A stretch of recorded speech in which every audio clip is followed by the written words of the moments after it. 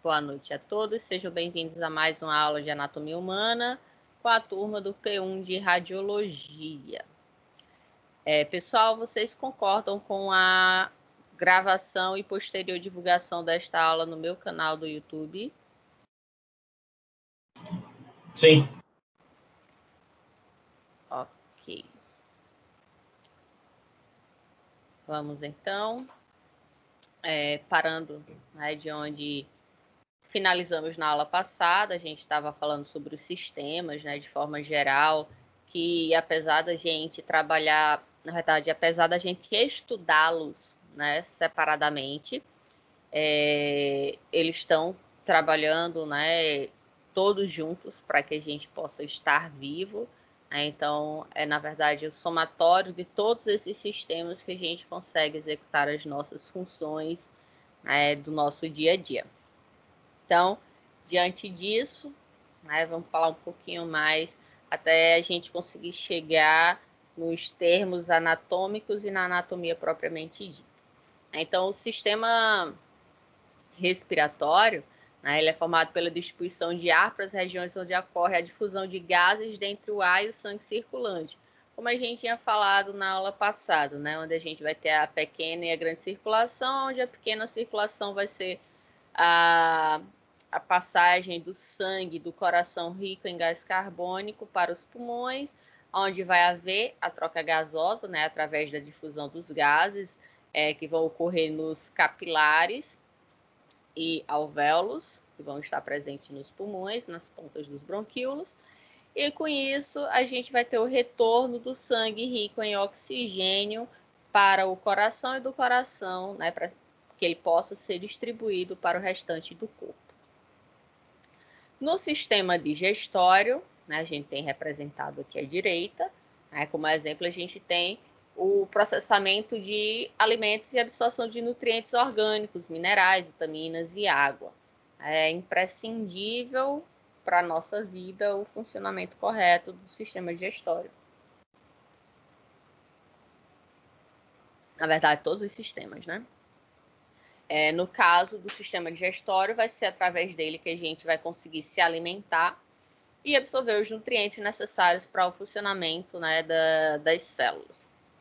O sistema urinário, aqui está representado o sistema urinário do sexo masculino, e aqui ao lado a gente tem o sistema reprodutor, feminino. Tá? E aqui é uma parte do sistema reprodutor masculino. Então, o sistema urinário, a eliminação do excesso de água, sais e produtos residuais, e também é responsável pelo controle do pH sanguíneo. Esse excesso se faz através, aqui do sistema urinário, da filtragem, do sangue que chega e que sai.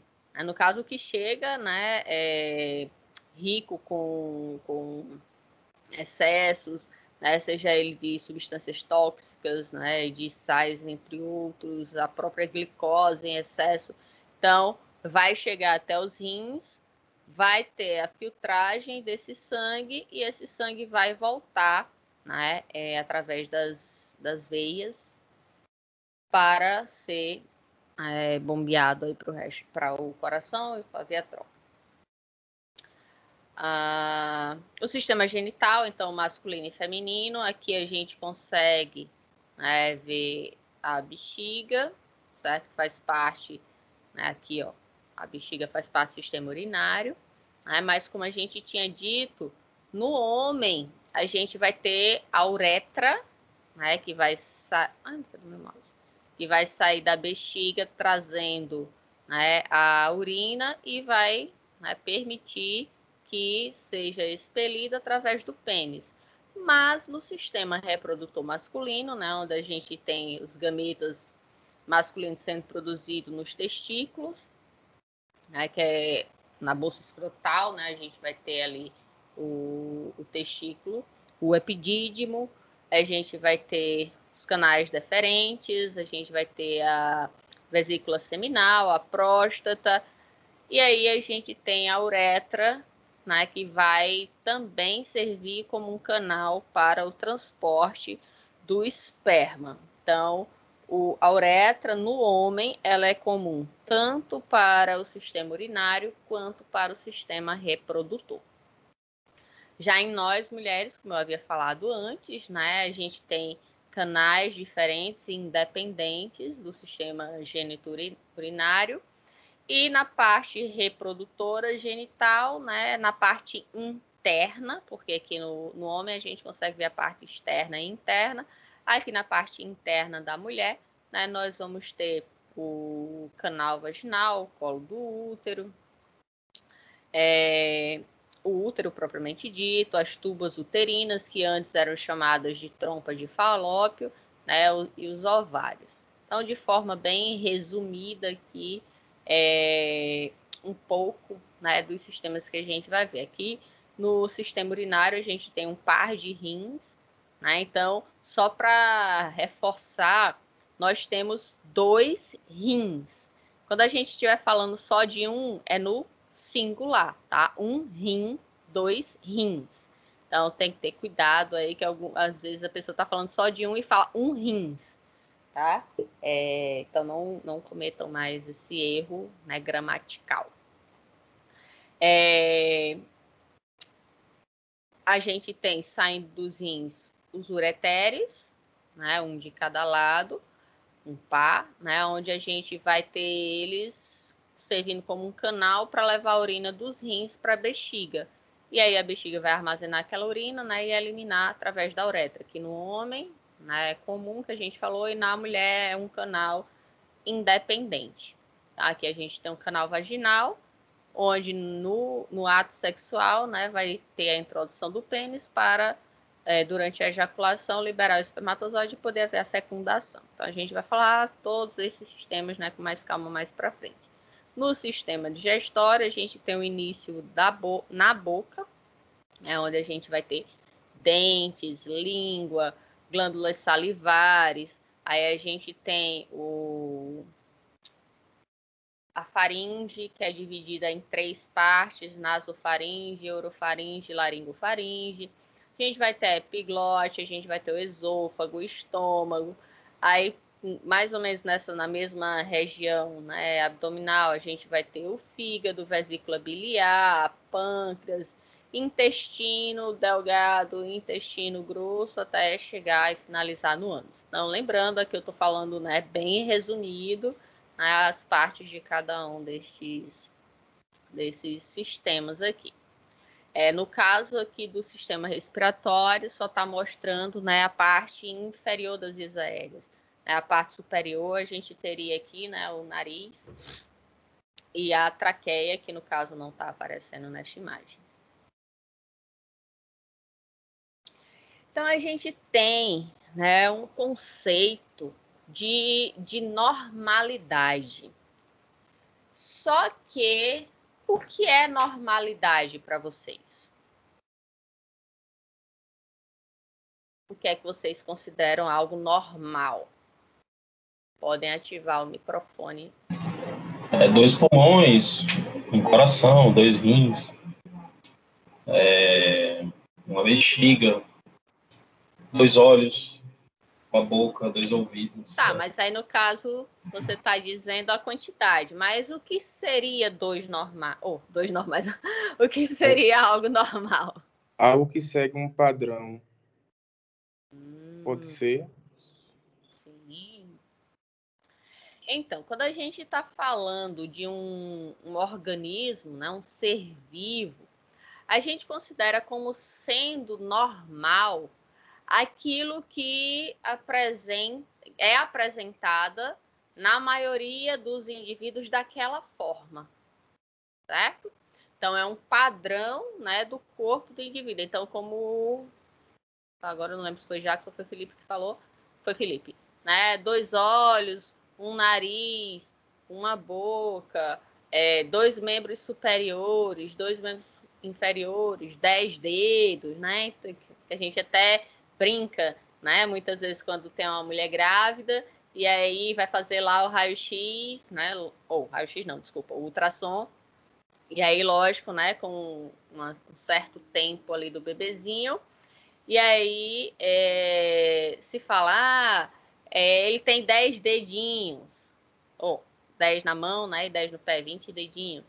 Então, é utilizado assim como dizer, a criança é normal, né? Mas esse conceito é muito mais amplo, né? Essa questão de normalidade. Então, não é porque você não é de acordo com a maioria ou de acordo com aquele modelo que você é anormal, né? Então, é importante se ter cuidado com alguns termos, porque tem gente que usa de forma pejorativa se alguém sai de um certo padrão, né? E quem somos nós para dizer que aquilo é certo ou é errado? Então, na parte anatômica, a normalidade seria aquilo que é mais frequente estatisticamente, exemplo, o coração. Então, na maioria das pessoas, eles se localizam, né, na região do mediastino médio, aqui é onde ele vai estar mais direcionado, um pouquinho mais curvado, para o lado esquerdo, né, do corpo. E por isso a gente vai ter o pulmão esquerdo sendo menor do que o pulmão direito. E aí a gente tem uma outra situação, né? Então isso é o quê? O comum, o mais normal. Mas aí vai que uma pessoa tem o inverso. Vocês já ouviram isso? É chamado sitos inversos.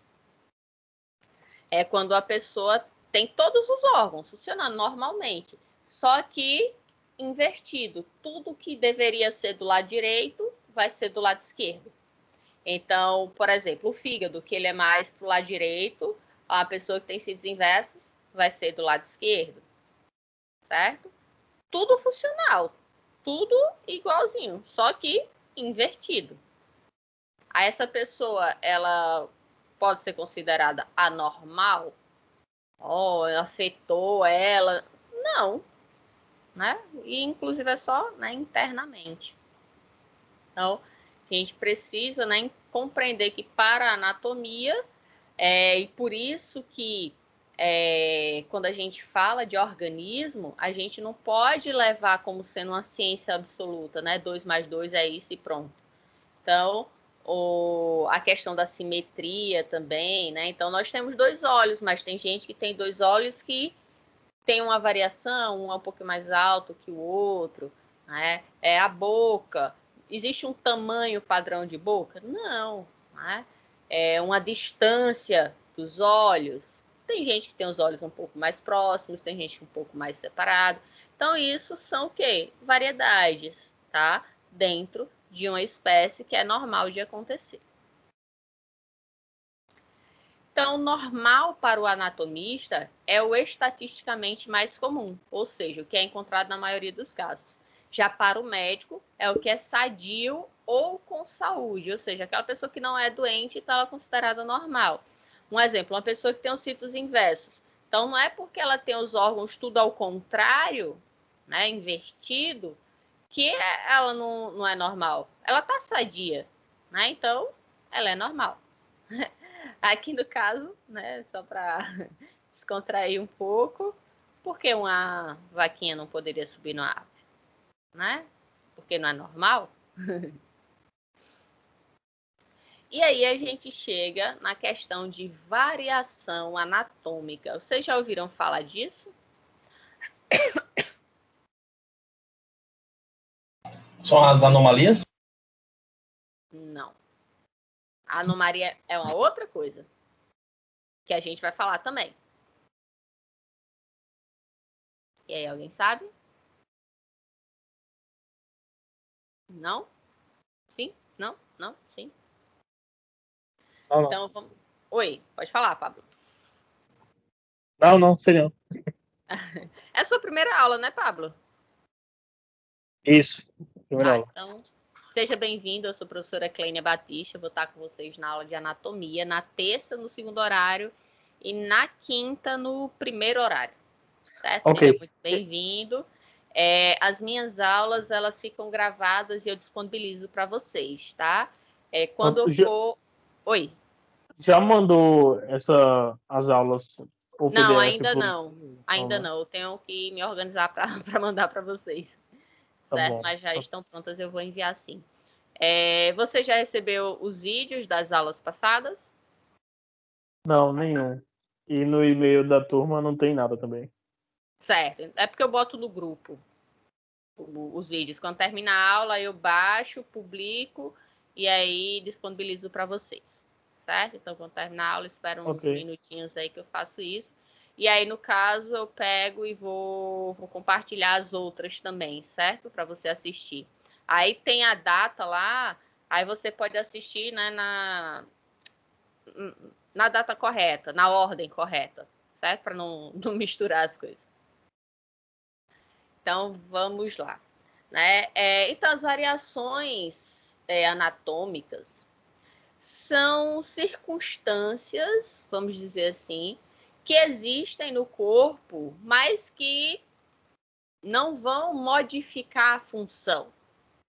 Um exemplo, tem gente que tem o dedo do pé, deixa eu tentar deixar aqui, tudo retinho, né? O outro é maior, sem ser naquele padrão que a gente conhece, né, de normalidade.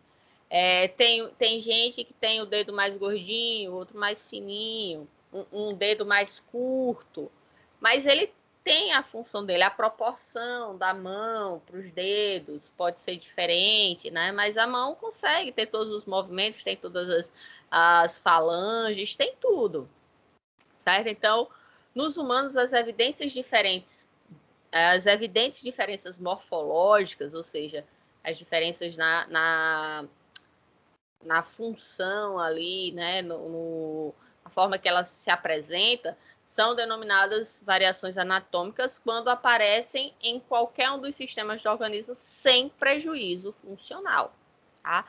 A gente vai ver aqui algumas, certo? Que são variações e não influenciam no indivíduo. Um exemplo, a postura de indivíduos, né? Diferença do tamanho da cabeça entre as raças e etc.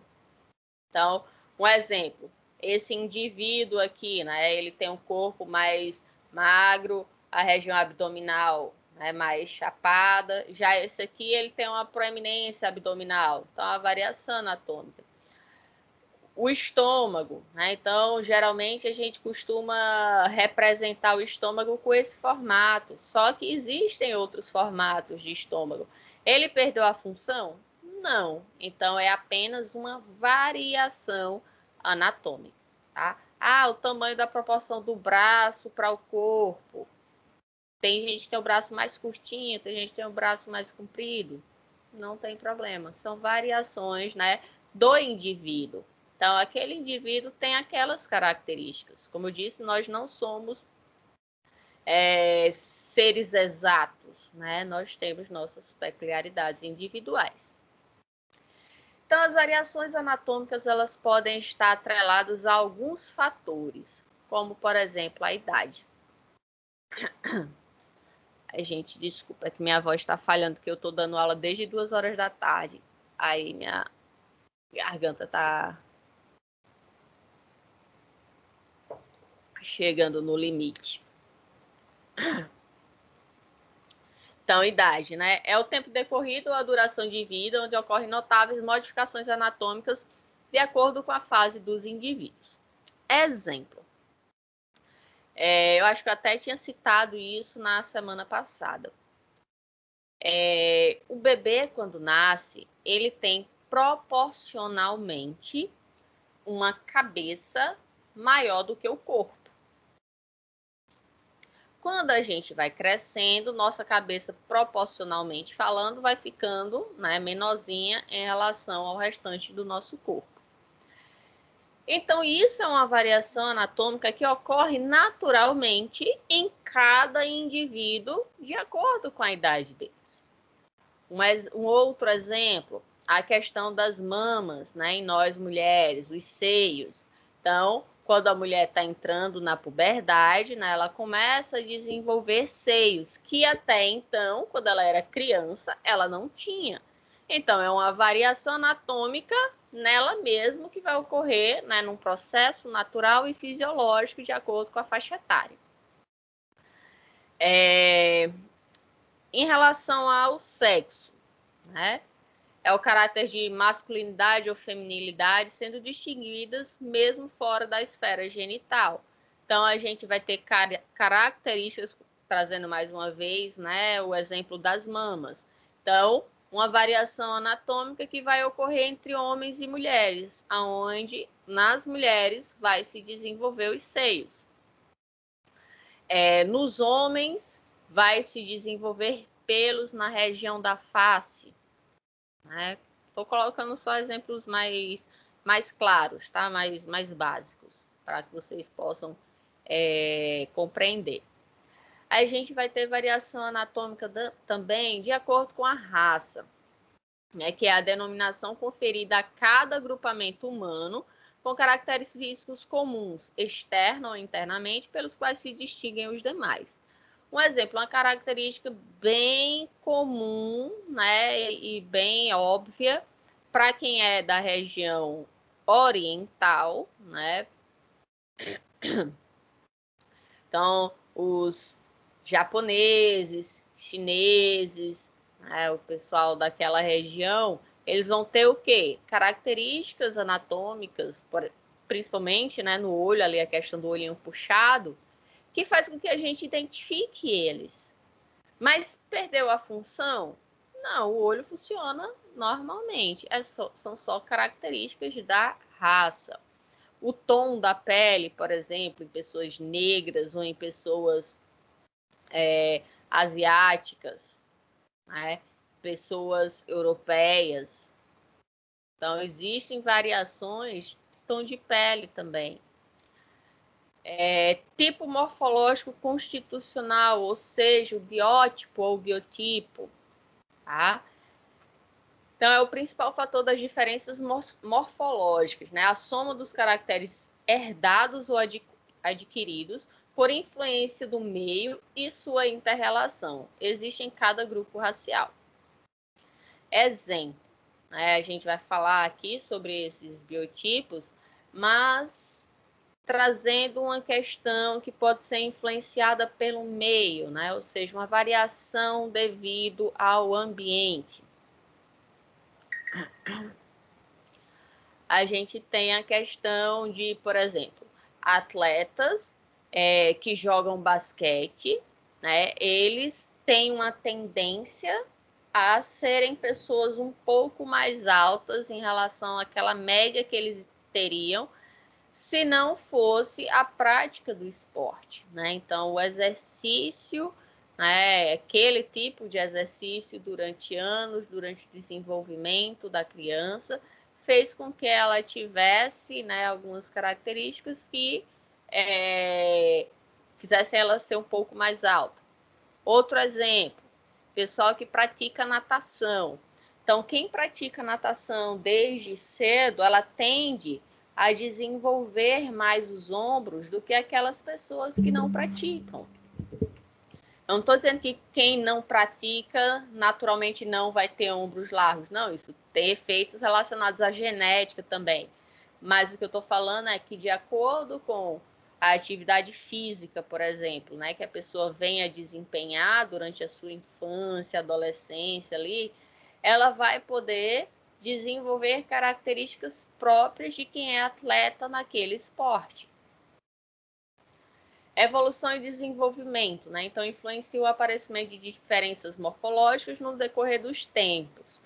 Exemplo, características dos hominídeos, né? Dos seres humanos antepassados. Então, exemplos, neandertais, né? E outras espécies de hominídeos até chegar no Homo sapiens, que é a nossa espécie atual, né? Então, todos nós somos animais da espécie Homo sapiens.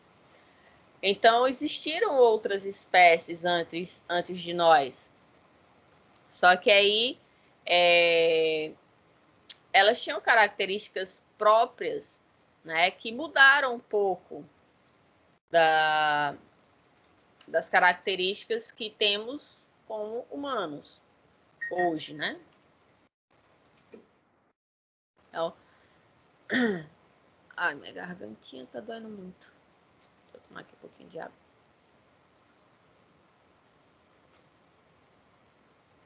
Então, a gente vem evoluindo aí de um ancestral comum dos primatas, né? Onde tivemos espécies como os australopithecus, o Homo habilis, Homo erectus, o Homo sapiens neanderthalis, né, que é o anterior ao nosso, e o Homo sapiens sapiens, que é a espécie, né, que temos hoje. Então, foram evoluções que permitiram a gente chegar nas características humanas que nós temos, né? Não só na evolução física, mas também na evolução intelectual. Então, aqui alguns exemplos de variação anatômica. O formato do nariz das pessoas, né?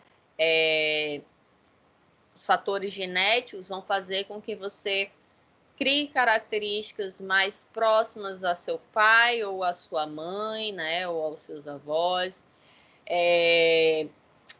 A própria distribuição das veias, né, também podem sofrer variação. A posição do estômago, né, como a gente está vendo aqui, também pode ter variação. A posição do intestino. Então, o mais comum é desta forma aqui, né, o normal, vamos dizer assim, considerando as características, né, que a gente está falando do termo anatômico. Já existem outros que apresentam mais curvas, apresentam características, né, variadas. Se essas características não impedem o funcionamento, então não há problema, tá? É só uma variação e não uma anomalia, tá? Que é o que a gente vai ver já já. Então, os sítios inversos, né, que eu citei agora há pouco, é uma condição inata, onde os órgãos do peito e abdômen estão organizados do lado oposto ao que seria o natural, né, como se fosse uma imagem espelhada. E quando a pessoa nasce com essas estruturas na posição habitual, se chama sítios sólidos. Ela tem uma proporção na sociedade, né, de ocorrência de 1 a cada 10 mil a 20 mil nascidos vivos. Ainda não está bem definida qual é a alteração do DNA que provoca, né, essa variação anatômica, mas ela é, né, funcional, não causa nenhum dano à pessoa. O único problema é se ela tiver um problema de saúde futuramente, né, e o cirurgião for fazer a cirurgia nela, ele vai ter que considerar tudo, né, invertido. Aí o que pode levar ao problema nessa circunstância. Então, o sítios foi descrito em seres humanos pela primeira vez em 1600 pelo cirurgião e anatomista italiano Hieronymus Fabricius, né? Então, a gente vê que há bastante tempo, né, lá no século XVII, a gente teve, no início, né, do século XVII, a gente teve o final do século XVI, na verdade, né? Essa descoberta, né? Então, o coração fica invertido, né? Fica na direita e na esquerda, o fígado também, e o pâncreas, que se forma originalmente à esquerda, vai para a direita. O estômago, então, o baço, tudo fica invertido. Os vasos sanguíneos e linfáticos, nervos e intestinos estão também invertidos. Né? Então, é tudo invertido ali para poder, né, funcionar adequadamente. Então, não foi só metade dos órgãos, até porque não iria, né, caber, porque só funciona exatamente porque eles estão distribuídos da forma, né, que conhecemos. E aí a gente chega na questão do termo anomalia. Tá?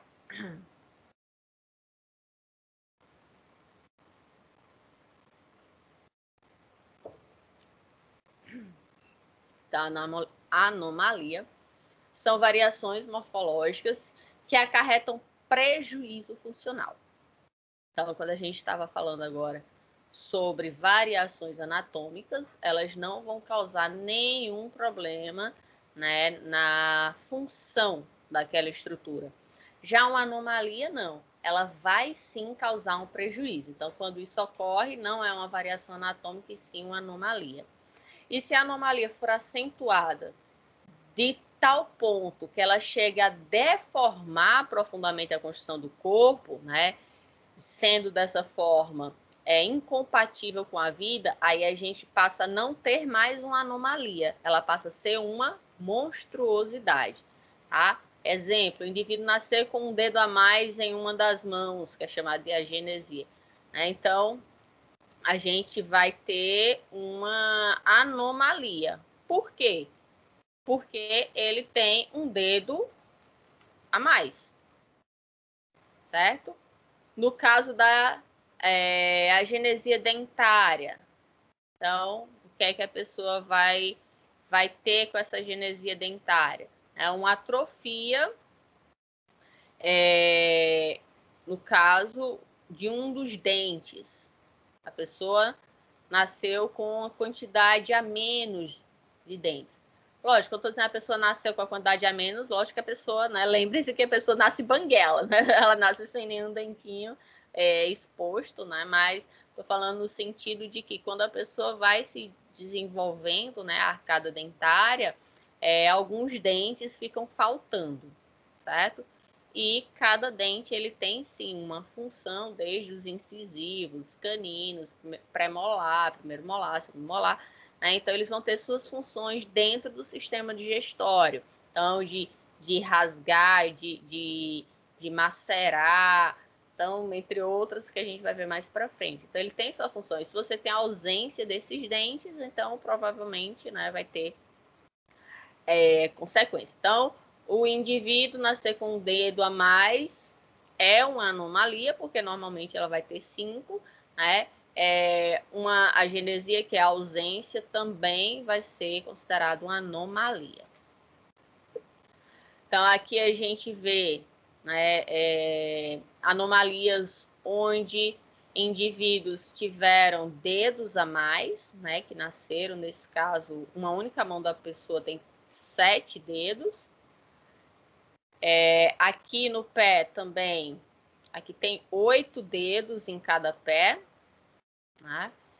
E nesta circunstância aqui a gente tem o que chamamos de lábio leporino. Vocês já ouviram falar disso? Hein, gente? Já, Sabem o que Não, não. Não?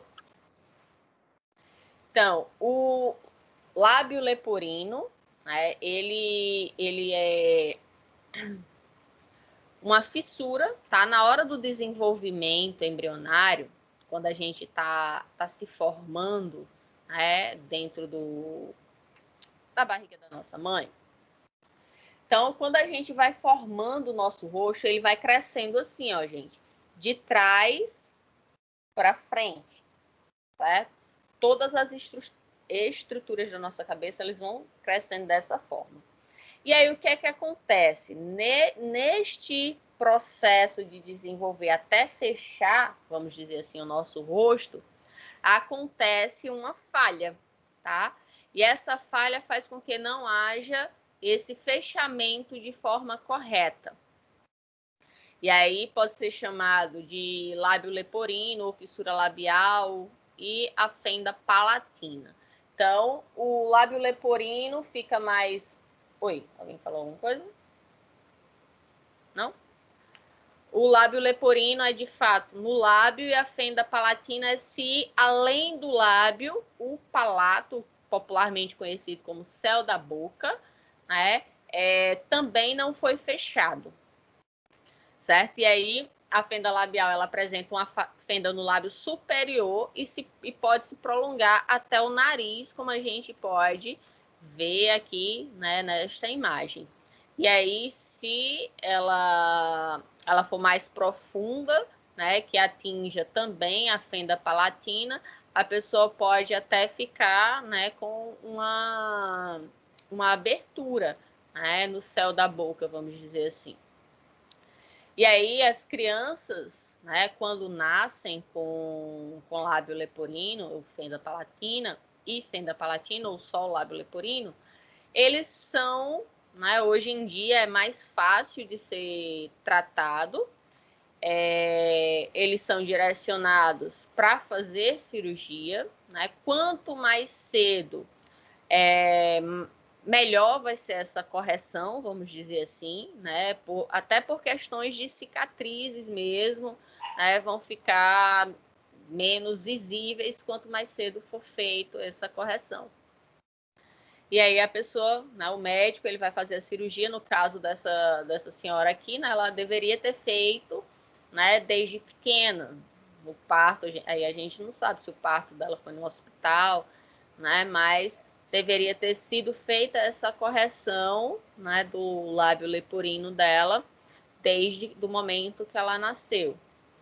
Quando envolve também a fenda palatina, aí são algumas cirurgias que a criança tem que fazer desde bebezinho, né, até quando fica um pouquinho maior, para sempre estar corrigindo ali devido a estar crescendo, né? Então pode haver ali alterações. Então, para evitar que haja problemas na funcionalidade, são feitas algumas cirurgias, lógico que o médico ele vai avaliar, né, toda a questão individual, né? Cada caso é um caso que precisa ser avaliado de forma única. E aí a gente chega à questão de monstruosidade, né? Quando aquela deformação ela é tão grave que impossibilita o desenvolvimento da vida. Um exemplo, né? Essas crianças aqui que lembra que eu falei agora há pouco que quando a gente está se desenvolvendo vai fechando, né, a face?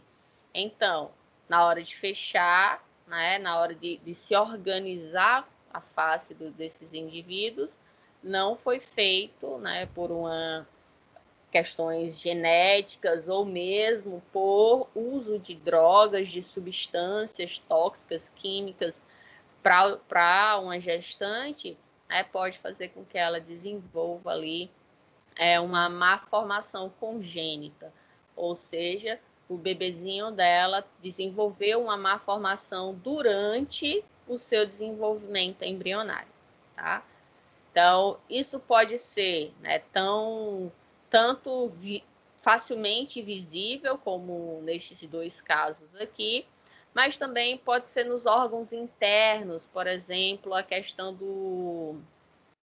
de má formação do sistema cardiovascular, má formação do coração, né? Sem o coração não vai viver. Má formação da caixa craniana, né? Do próprio cérebro, então vão poder interferir na própria vida da pessoa, né? Daquele bebezinho. Ele pode morrer simplesmente por aquela má formação. Enquanto ele está ligado à mãe, devido ao cordão umbilical, né? Os nutrientes, as necessidades dele estão sendo abastecidas pela mãe, mas quando nasce, né, não consegue sobreviver.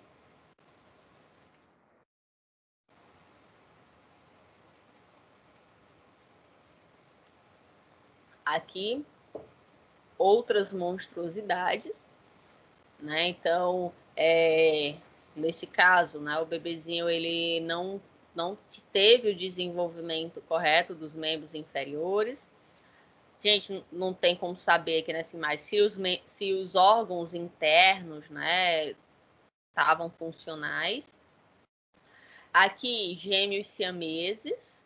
A gente sabe que existe sim gêmeos siameses que conseguem nascer e viver, né? Tem até duas irmãs americanas que fizeram até ficaram bem divulgadas, né, na mídia. E existem graus também desses gêmeos siameses, né? Então, no caso, esses aqui eles estão com a região abdominal. Aí existe a possibilidade de separação, mas depende da circunstância. Por exemplo, se só existe um coração para os dois, então um vai poder ter a chance de sobreviver e o outro não, né? O outro não tem coração. Neste caso aqui é um corpo único para duas cabeças. E a gente observa, né, que a caixa craniana não se fechou, então teve problema no desenvolvimento neurológico também. Isso aqui, como nas fotos que a gente tinha visto antes, né, não houve um fechamento correto. Aqui a gente não consegue nem identificar direito, né, tudo, dá para ver só uma mãozinha aqui. Então, são situações que vão ser incompatíveis com a vida. E aí a gente chama isso de monstruosidade. Aqui a gente tem recém-nascido com um único olho central, né, sem nariz. Aqui a ausência da maxila inferior, né, aonde a gente vê que devido a isso as orelhas, né, elas saíram da região lateralizada do corpo, né, e desceram. Apenas um olho, sem nariz, né, então esse bebê apresentou vários problemas. Aqui não houve fechamento da caixa craniana, né, o cérebro totalmente exposto. Essa criança que ela tem uma má formação que provocou nela um mau desenvolvimento, uma doença, né, que afeta a pele dela.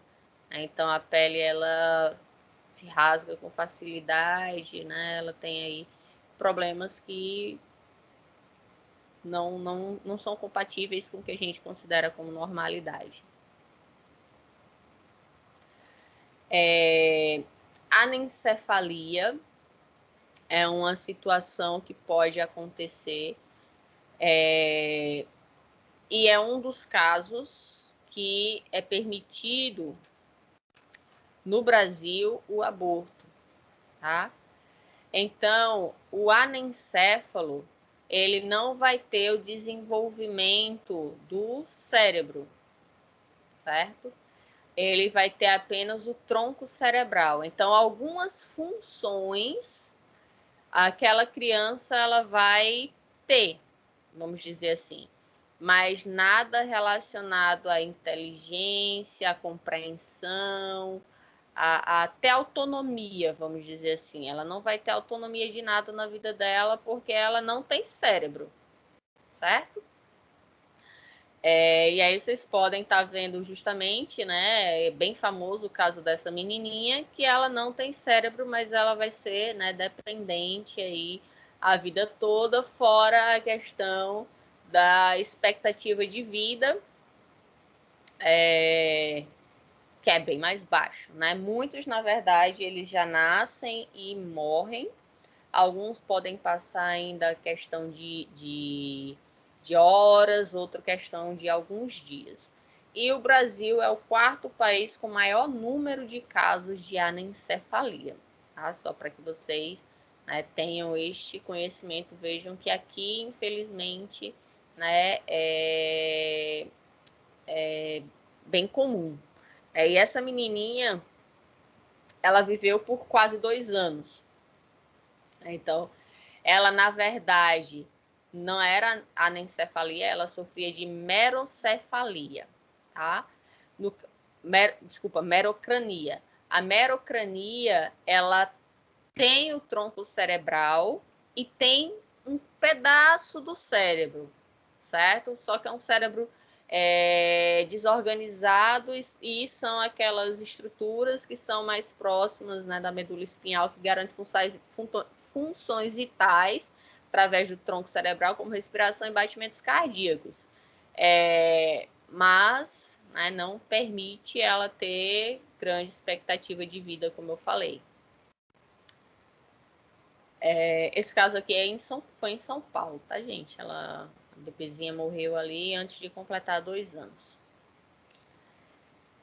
E dentro da variação anatômica, né, existe uma circunstância que a gente falou agora há pouco, que é a variabilidade morfológica, né, onde são as formas constitucionais, que a gente tem os tipos médio e os aos tipos extremos e mistos. Seria o brevilíneo, mediolíneo e longilíneo.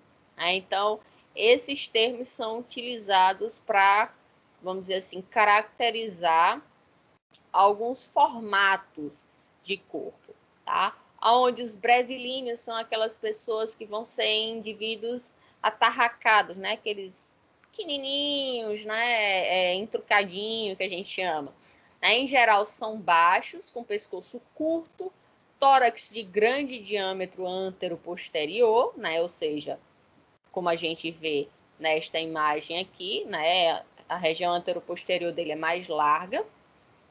Vai ter os membros curtos em relação à altura do tronco. Então, essas seriam características de um indivíduo, né, que a gente chama que seria um brevilíneo. Já o indivíduo longilíneo, que seria os extremos, né? Brevilíneo e longilíneo. E no meio deles a gente tem os mediolíneos.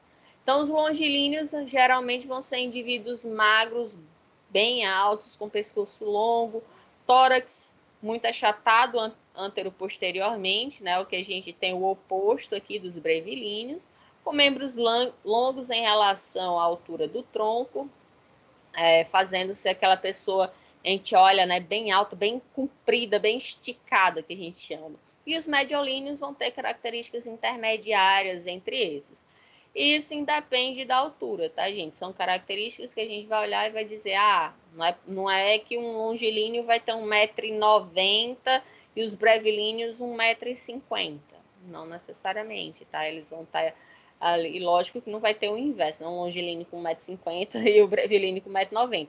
Mas eles podem estar ali na altura mediana, mas o resto das características do corpo dele vai determinar se ele é um indivíduo brevilíneo, longilíneo ou mediolíneo.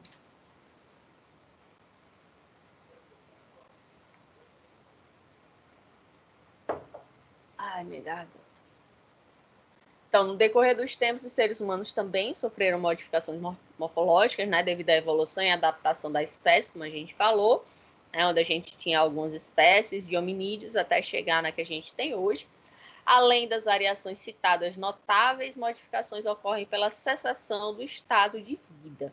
Então, os cadáveres não correspondem exatamente ao ser humano vivo e, devido às características naturais após a morte e também pelos processos, né, de fixação, né, a gente vai ter variações. Então, existem alterações nas estruturas relacionadas à coloração, consistência, elasticidade, forma e posição de estruturas anatômicas que após a morte vão sofrer essas variações, tá?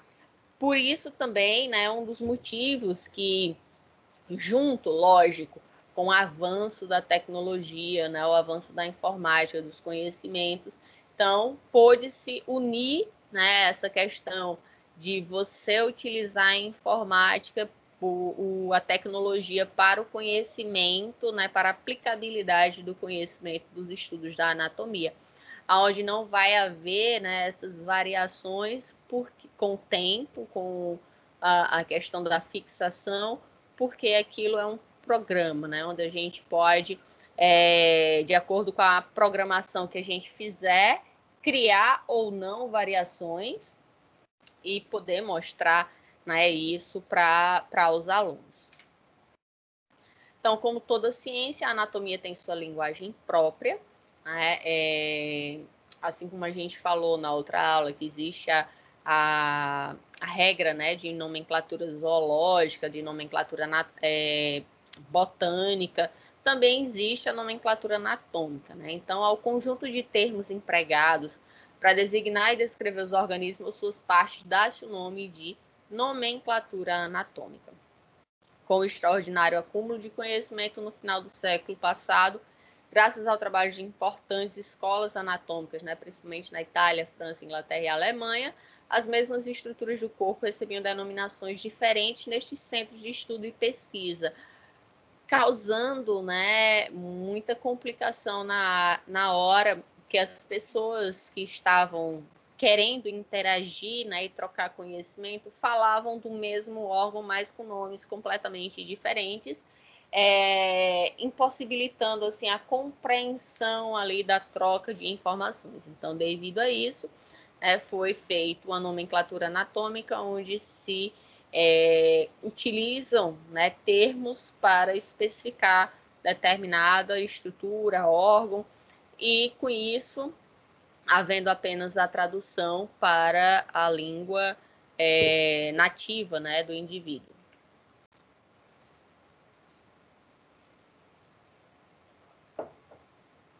Então, a falta de metodologia e de inevitáveis arbitrariedades, existiam mais de 20 mil termos anatômicos que chegaram a ser designados. Para vocês terem uma ideia, né? Hoje a gente tem em torno de 5.000. Então, existiam muitos termos, que a anatomia já é uma disciplina, né, muito complexa no sentido de ter muitos nomes. Então, imagine cada um criando um nome diferente, né? Então, causou aí um conflito muito grande e resolveu-se unir todo esse conhecimento e troca de informação entre pesquisadores do mundo todo, né, para colocar denominações únicas para as estruturas. E com isso evitar os epônimos anatômicos, né, que são aquelas estruturas que a gente falou, que tinham nomes, vamos dizer assim, nada a ver com a função da estrutura ou com o formato ou mesmo com que a gente utiliza, né, na anatomia, muito essa questão da posição, da função, da proximidade com algum outro órgão para poder estar nomeando ele. E como não existia regra, tinha gente que colocava o seu nome, né, no órgão, na estrutura ali, para si próprio homenagear. E isso, né, causava um caos, porque você não conseguia identificar que estrutura era aquela só pelo nome. Então, dessa forma, foi organizado, né, para que existisse uma coerência na hora de nomear essas estruturas. Então, ocorreram várias reuniões internacionais e em 1955 chegou-se a um acordo em Paris, onde foi aprovado oficialmente a nomenclatura anatômica conhecida sob a sigla PNA, né, de Paris Nomen Anatomica, e passou por revisões em 1960, 65 e 70. Então, a língua oficialmente adotada é o latim, porém cada país pode traduzi-la para o seu vernáculo. Pelo latim ser uma língua morta, né, assim como já é utilizada na nomenclatura zoológica, na nomenclatura botânica, também na nomenclatura anatômica foi utilizado o termo em latim para poder estar designando as estruturas, né, relacionadas à anatomia. Então, dentro deste princípio, foram abolidos os epônimos e os termos indicam o seguinte: podem indicar, né, no caso, cada termo pode indicar uma desses tipos aqui. Pode indicar a forma, por exemplo, músculo trapézio. Tem a forma de quê? De uma bola? Não, de um trapézio. Posição ou situação, um exemplo, nervo mediano. Então, ele vai estar na região medial. Trajeto, né, ou seja, de onde ela vai para onde ela vem, né, artéria circunflexa da escápula, né, então a gente já sabe que tem relação com a escápula. Conexões ou interrelações, exemplo, ligamento sacroilíaco. Então, fica óbvio que é um ligamento que vai ligar a região sacral à região ilíaca. Então, vejam como facilitou, né, a gente está colocando termos relacionados a essas indicações. Relação com o esqueleto, exemplo, artéria radial, né? Então, pela posição aqui da artéria, né, onde a gente tem o rádio no nosso braço. Função, músculo levantador da escápula. Então, vai ser um músculo que vai estar relacionado à escápula e vai permitir, né, fazer esse movimento. Critério misto. Então, músculo flexor superficial dos dedos, né? Então, é um músculo que vai estar relacionado a flexionar, movimentar os dedos e que está na região superficial. Então, vejam como ficou de fato mais fácil, né? Se identificar as estruturas, mesmo sem você saber onde é, pelo nome já fica, né, fácil você associá-lo, né, aonde fica ou qual é o formato dele, né? Então, ajudou bastante como que chama? Esses critérios, né, que foram desenvolvidos para poder nomear essas estruturas. E aí a gente chega na questão da posição anatômica.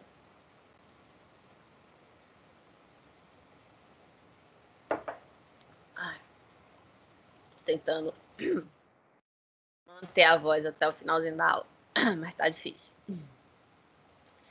Então, para evitar o uso de termos diferentes nas descrições anatômicas, né, considerando-se que a posição pode ser variável, optou-se por uma posição padrão denominada posição de descrição anatômica ou posição anatômica.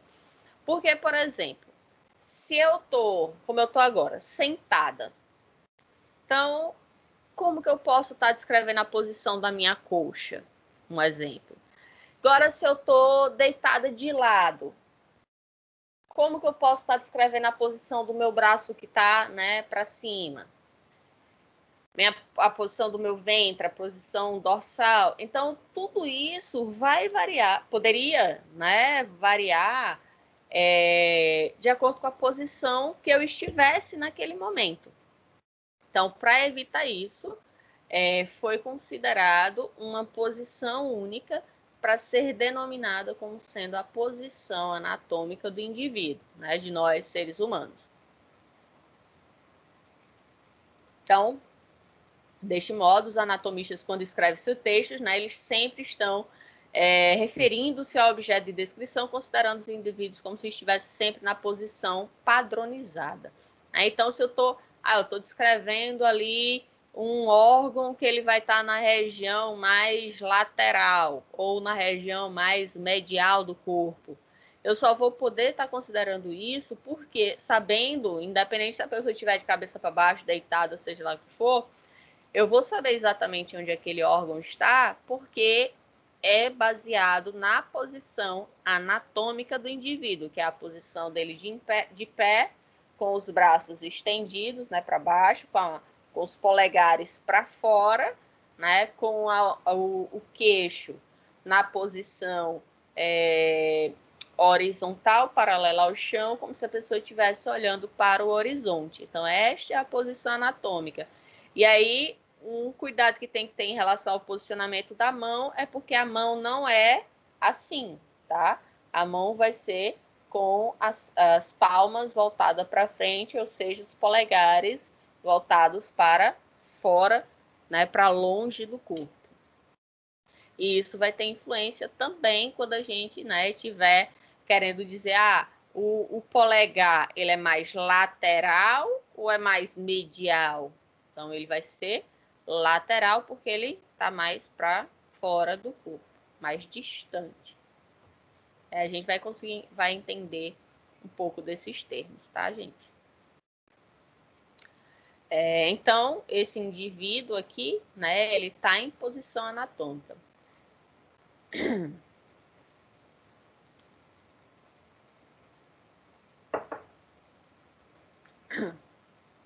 Então, deve-se considerar a posição anatômica como a de um atleta em posição ereta, né, em pé, com o olhar para o horizonte e a linha do queixo paralelo ao solo. Os braços pendentes, né, então eles vão ficar lateralizados ao corpo, com as mãos espalmadas, significa que as mãos estarão abertas, né, os dedos unidos e palmas voltadas para frente. Certo? Então, a gente vai ficar com esta posição aqui, né, representada nesta imagem. Os pés também devem estar, né, unidos e apontando para frente, e desse modo podemos relacionar de forma precisa e padronizada todas as estruturas anatômicas. Então, a posição anatômica ela pode ser chamada de posição bípede, né, uma vez que nós somos organismos bípedes, ficamos de pé sobre, né, duas pernas. Alguns animais, eles são quadrúpedes, né? Então, ele vai ficar em cima do que a gente considera, né, sendo as mãos e os pés. Então, para eles são tudo patas, né? Ele vai ficar sobre 4 patas. Essa posição é chamada de posição ortostática, onde a gente vai ter aqui na parte superior, né? E a parte inferior, a gente observa que quando a gente tem uma visão posterior, ou seja, uma visão das costas do indivíduo, a gente vai ter a visão da superfície da mão, tá? Da parte dorsal da mão, certo? Então, esta região das costas é o que a gente chama de região dorsal. Então, por isso que a gente chama o dorso da mão, tá? Quando o indivíduo ele está, né, virado para frente, a gente diz que a gente está vendo a vista anterior dele. E no caso, essa vista anterior, na posição ortostática, a posição anatômica, a gente vai ter os seus braços, né, lateralizados ao corpo, com os polegares para fora, tá? Então, aqui a gente tem a posição anatômica ou ortostática. Alguma dúvida, gente?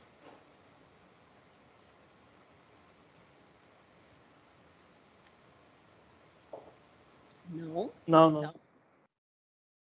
Ah, tá. A voz está quase acabando, mas vamos ver se eu aguento ainda mais um pouquinho.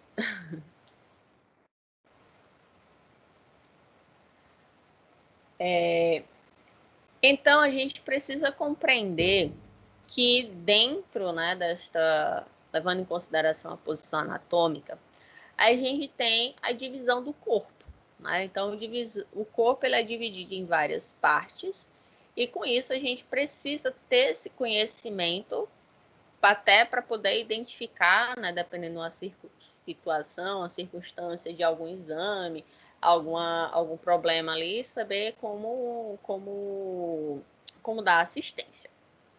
Então, o corpo humano ele é formado por cabeça, pescoço, tronco e membros. E aí, em relação aos membros, a gente tem um par de cada, né? Um par de membros superiores e um par de membros inferiores. Na região torácica, a gente levando em consideração, né, uma vista anterior, ou seja, a gente está vendo o indivíduo de frente, a gente consegue ter, né, mais definido o que seria a região torácica e o que seria a região abdominal. Para quem tem o abdômen bem definido, né, fica bem fácil identificar o abdômen. Mas a gente leva em consideração a região, né, do diafragma para separar a região torácica da região abdominal. No membro superior, a gente vai ter a raiz, que é quando a gente considera aonde ele, vamos dizer assim, aonde ele está preso no corpo, né? Aqui, ó, a região do ombro, é onde a gente tem o corpo ligado ao membro superior. Então, a raiz vai ser o ombro e a parte livre, onde a gente tem o braço, que é essa região, né, onde a gente tem o nosso bíceps, e a gente tem o antebraço, que é do cotovelo até a mão. Então, do ombro até o cotovelo, a gente tem braço. Do cotovelo até a mão, a gente tem antebraço, né? E depois vem a mão, onde a gente tem a palma da mão e o dorso da mão. Nos membros inferiores, da mesma forma, a gente também vai ter a região da raiz, que é onde a gente tem o quadril, né? Então, a gente tem o quadril nessa região aqui, e a coxa, né? Ela vai se ligar à região do tronco do nosso corpo. E isso se faz através, né, dessa raiz. Então, o nosso quadril, a gente vai ter logo em seguida a nossa coxa, né? Que passa a ser a parte livre. Então, a coxa vai do quadril até o joelho, do joelho até o pé, né? Ali a gente tem a perna e depois a gente tem o pé propriamente dito, onde a parte de cima do pé é a região plantar e a parte de baixo do pé é o dorso do pé. Quando a gente tem uma vista posterior, onde a gente está vendo o indivíduo, né? A gente está olhando para as costas dele.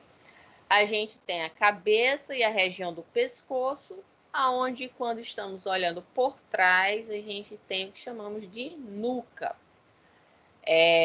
As costas pode ser, né, denominada como sendo a região dorsal do nosso corpo. A gente tem a região glútea, né, com as nádegas, que são duplas, né, onde algumas pessoas são mais avantajadas do que outras neste quesito. Algumas pessoas têm aí uma certa abundância nessa região, né? E outras têm uma falta, né?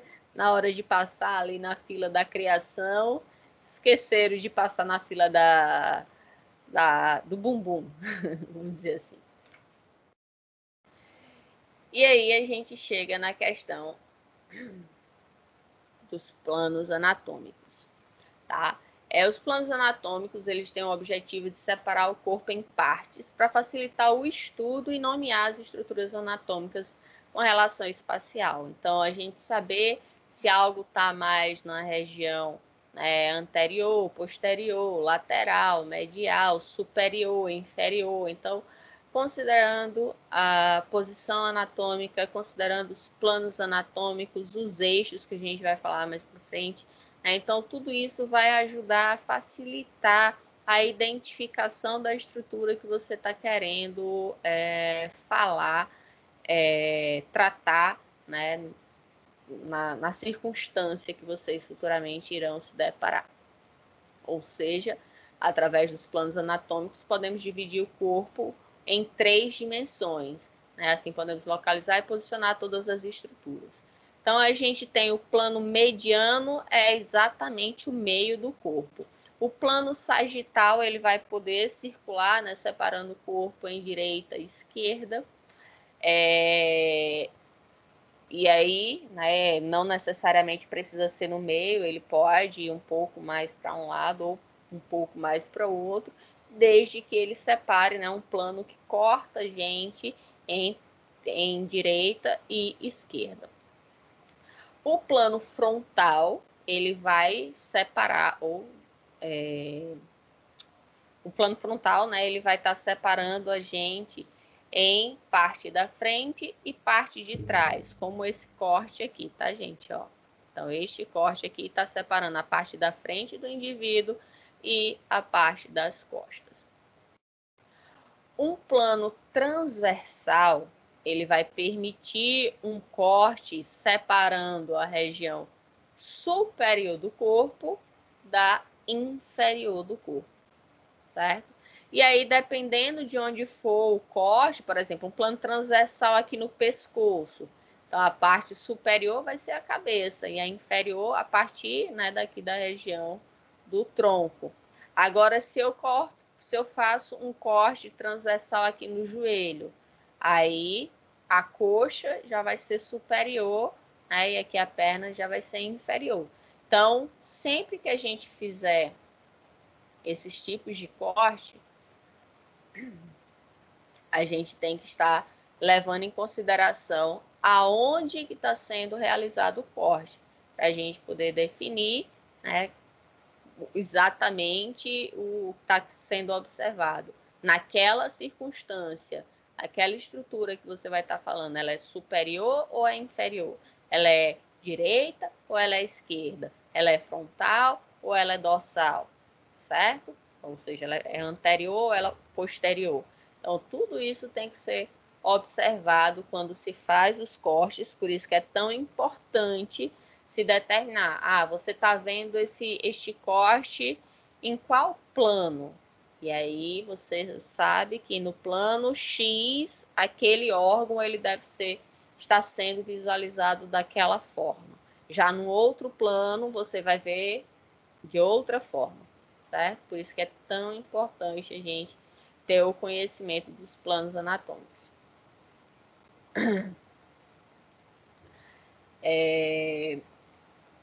Vocês futuramente vão ter outra disciplina que é chamada de anatomia seccional, onde vai ajudar justamente vocês a estarem identificando por seções, por cada corte, né, as estruturas, para na hora que vocês forem estar fazendo exames, vocês consigam ter essa identificação. Então, a gente tem plano sagital, separando aqui em direita e esquerda, o frontal em anterior e posterior, e o transversal em superior e inferior. Além dos planos, a gente também tem o que chamamos de eixos, certo? Então, o exemplo aqui, o plano sagital, né? Direita e esquerda.